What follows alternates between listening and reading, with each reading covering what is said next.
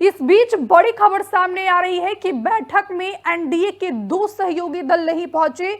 जयंत चौधरी और जीतन राम मांझी ने सर्वदलीय बैठक में शिरकत नहीं किया है। 44 दल इस बैठक में शामिल हुए। इसकी जानकारी जो संसदीय कार्य मंत्री हैं किरेन रिजिजू उन्होंने दी है। सर्वदलीय बैठक में विपक्ष ने कई मुद्दे उठाए हैं। बजट सत्र से पहले आज सर्वदलीय बैठक बुलाई गई जिसमें 44 पार्टियों ने शिरकत किया। फिलहाल ये तस्वीरें भी हम आपको दिखा रहे हैं। संसद भवन में, पुराने संसद भवन में इस बैठक का आयोजन किया गया और इस बैठक की अध्यक्षता केंद्रीय रक्षा मंत्री राजनाथ सिंह ने की।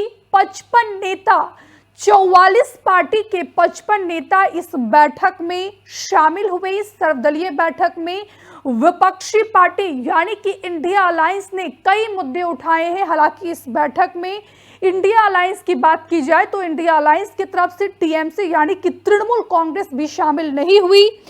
बात की जाए तो संसद की मॉनसून सत्र और बजट से पहले पार्लियामेंट हाउस में ऑल पार्टी मीटिंग बुलाई गई। बैठक में बीजेपी समेत 44 पार्टियों ने शिरकत किया। इस बैठक की अध्यक्षता रक्षा मंत्री राजनाथ सिंह ने की। कई केंद्रीय मंत्री इसमें शामिल हुए। विपक्ष की तरफ से कांग्रेस, आम आदमी पार्टी, एआईएम, वाईएसआरसीपी वो अन्य पार्टियों ने हिस्सा लिया। कांग्रेस ने लोकसभा के डिप्टी स्पीकर का पद मांगा है और साथ ही कहा कि नीट मामले में लोकसभा में चर्चा होनी चाहिए। वही सपा नेता राम गोपाल यादव ने यूपी कांवड़ यात्रा रूट की दुकानों पर नेम प्लेट लगाने की मुद्दा उठाया है।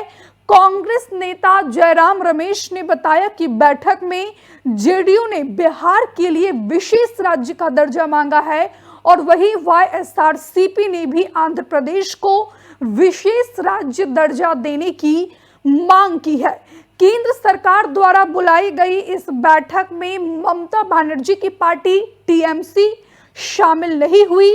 पार्टी के नेता डेरेक ओब्रायन ने संसदीय कार्य मंत्री किरेन रिजिजू को चिट्ठी लिखकर बताया कि उनकी पार्टी का कोलकाता में कार्यक्रम है, इसलिए बैठक में शामिल नहीं हो पाएंगे। लेकिन यहाँ पर इस बैठक को लेकर जो सबसे बड़ा सवाल खड़ा हो रहा है वो ये है कि इस बैठक में एनडीए के दो सहयोगी दलों ने शिरकत नहीं की, चाहे वो हिंदुस्तानी आवाम मोर्चा के प्रमुख जीतन राम मांझी हो या फिर बात की जाए आरएलडी प्रमुख जयंत चौधरी की।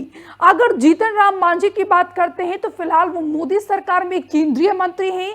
आरएलडी प्रमुख जयंत चौधरी केंद्रीय राज्य मंत्री हैं। एनडीए के दो सहयोगी दल के इस बैठक में शामिल न होने से कई सारे सवाल खड़े हो रहे। विपक्ष भी लगातार इस पर नजर बनाकर बैठा हुआ है क्योंकि हम लगातार इसका जिक्र कर रहे हैं कि जब लोकसभा का चुनावी परिणाम सामने आया था, इसके बाद शाम को जो है कांग्रेस दफ्तर में राहुल गांधी ने एक प्रेस वार्ता किया और राहुल गांधी से जब सवाल पूछा गया था सरकार बनाने को लेकर तो उस समय जो है राहुल गांधी ने साफ तौर पर कहा था कि हम लगातार इस पर नजर बनाए हुए हैं, समय मिलते ही हम सरकार जरूर बनाएंगे। तो कुल मिलाकर सवाल ये उठ रहा है कि क्या जीतन राम मांझी और आरएलडी प्रमुख जयंत चौधरी क्या एनडीए को झटका देने वाले हैं? क्या एनडीए से जो है जो उनका गठबंधन है उसको तोड़ने वाले हैं? इस बैठक में शामिल नहीं होने को लेकर कई सारे ऐसे सवाल खड़े हो रहे हैं और कहीं ना कहीं अगर ऐसा होता है तो ये एनडीए के लिए बड़ा झटका माना जाएगा। लगातार हम आपको तस्वीरें दिखा रहे हैं। सर्वदलीय बैठक में विपक्ष ने कई मांगे उठाई है, जिसमें सबसे अहम मांग है कि कांग्रेस पार्टी ने डिप्टी स्पीकर के पद की मांग रखी है। वही जेडीयू की बात की जाए तो जेडीयू ने जो है इस सर्वदलीय बैठक में बिहार के लिए विशेष राज्य के दर्जे की मांग की है। जेडीयू के बाद वाईएसआरसीपी की बात की जाए तो वाईएसआरसीपी ने आंध्र प्रदेश के लिए विशेष राज्य के दर्जे की मांग की है। वही विपक्ष ने यह भी मांग किया है कि लोकसभा में नीट के मुद्दे पर चर्चा होनी चाहिए। जिस तरीके से नीट का पेपर लीक हुआ उसके बाद सैकड़ों की संख्या में छात्र जो है सड़कों पर उतरे, लगातार विरोध प्रदर्शन किया गया।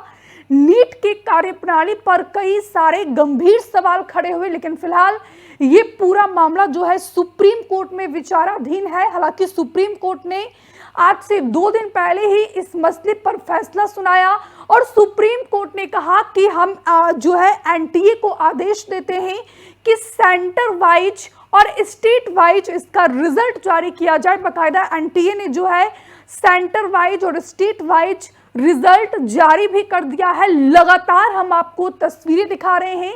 सवाल आखिरकार ये उठ रहा है कि इस बैठक में जीतन राम मांझी और आरएलडी प्रमुख जयंत चौधरी ने शिरकत क्यों नहीं किया।